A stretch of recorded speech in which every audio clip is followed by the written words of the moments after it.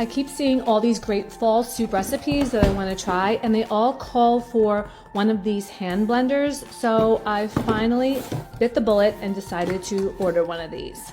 So I like this one because it comes with a whole bunch of different attachments. This one is the little whisker, and there's this attachment for food processing.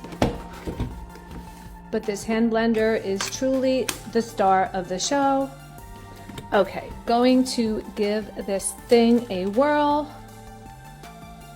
Kind of fancy. It has 12 different speeds, and you can see which mode you can put it on, and then it has a regular mode and turbo mode. Let's see turbo mode.